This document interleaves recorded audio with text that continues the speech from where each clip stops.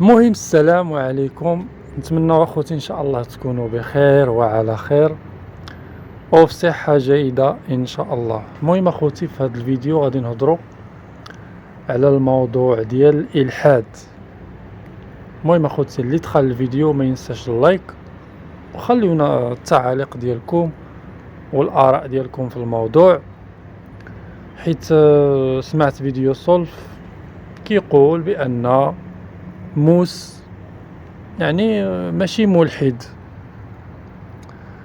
وانا شخصيا كنتفق مع فيديو سولف بان موس صراحة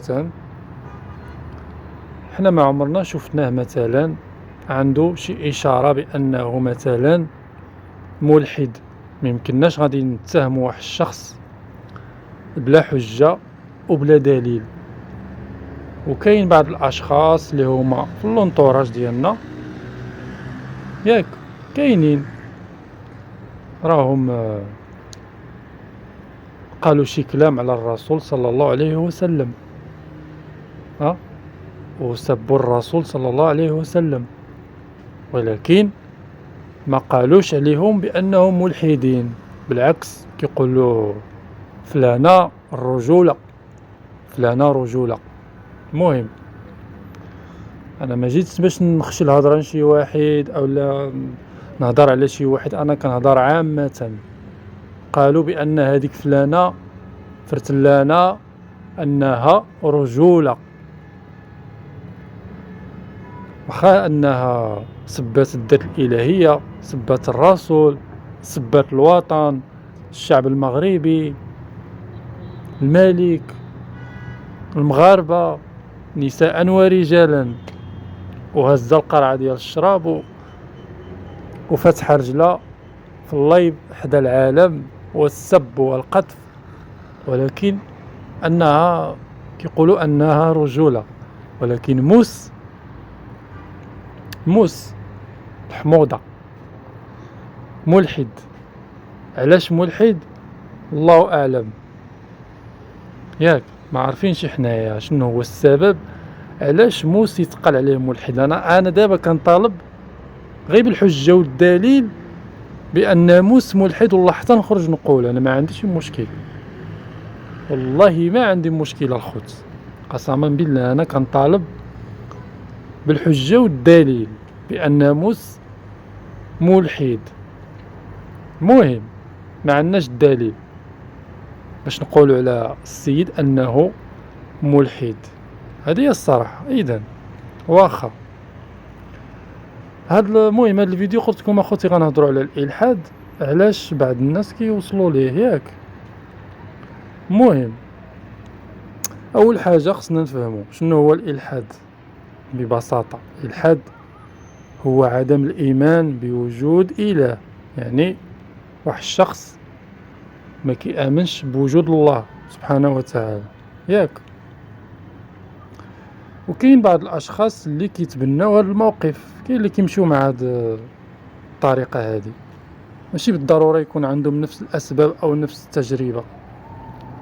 كاين اللي كيوصل للالحاد بسبب اسئله فلسفيه وفكريه ياك، وكاين اللي كيدوز من تجارب صعيبه في حياته، وكاين اللي كيكون عنده تساؤلات دينيه وما جبرش الاجوبه مقنعه من هذوك التساؤلات الدينيه، كيبقى شغلو هذاك وحياته هذيك، دبر راسو الله يعاونو. ومن جهه اخرى كاينين ناس مؤمنين بالله وكيشوفوا ان وجود الكون والحياه والنظام اللي كاين في الطبيعه كله يعني امور كتخليهم يامنوا بوجود خالق. يعني كيقول لك ميمكنش هذا الكون وهذه الطبيعه، يعني ضروري غيكون كاين واحد الخالق اللي هو الله سبحانه وتعالى. وهنا كيبان واحد الامر مهم، يعني الاسئله ما خصناش نخافوا منها. يعني الانسان من حقه يسول ويسقسي، راه عادي يسول ويسقسي. مثلا كاين اللي غايجي غيقول لك مثلا علاش حنا موجودين، مثلا علاش حنايا كاينين في هذه الدنيا، كيسول أو لا شنو أصل الكون، ما هو أصل الكون، واش الحياة عندها معنى. كاين الناس كيسولوا وشنو الدليل مثلا على وجود الله سبحانه وتعالى. حنا كمؤمنين كنأمنوا بالله سبحانه وتعالى، وكاين القرآن الكريم كلام الله سبحانه وتعالى، حنا كنأمنوا بالله. وكاين اللي ما باغيش يآمن كيبقى شغلو هذاك. مهم، ولكن كذلك كاين الاختلاف في الأفكار، ما خصوش يتحول للسب والعنف والكراهية. يعني كل واحد والأفكار ديالو، ونحترموا الأفكار ديال الآخرين، يعني بلا سب بلا قذف بلا إهانة. نقدروا نختلفوا مع شخص في العقيدة أو الفكرة، ولكن نبقاو محترمين. أنا شخصيا كنشوف أن النقاش في هذه المواضيع خصو يكون بالعقل وبالحجة والدليل وبالاحترام، وماشي بالعصبية والصراخ والإهانة. المهم، وفي الأخير سواء كان الإنسان مؤمنا أو عنده أسئلة أو كيشوف الأمور بطريقة مختلفة، المهم هو أنه كيبحث وكيفكر، يعني باغي يوصل لواحد الفكرة، حيت الناس آخرين كيتبعوها. مثلا كاين اللي غيمشي في واحد الفكرة، غيتبع ديك الفكرة غير حيت هذوك الناس آخرين تابعين ديك الفكرة، وهذا راه غلط. يعني انت خصك تبحث على المعلومة بنفسك، ويعني تفتش على الحجة والدليل وعلى يعني الأدلة بنفسك. المهم هادشي اللي كاين الخوت. نهضر على راسي، انا مقتنع، انا نهضر على راسي شخصيا، انا مقتنع بالدين الاسلامي. انا مسلم مغربي مسلم.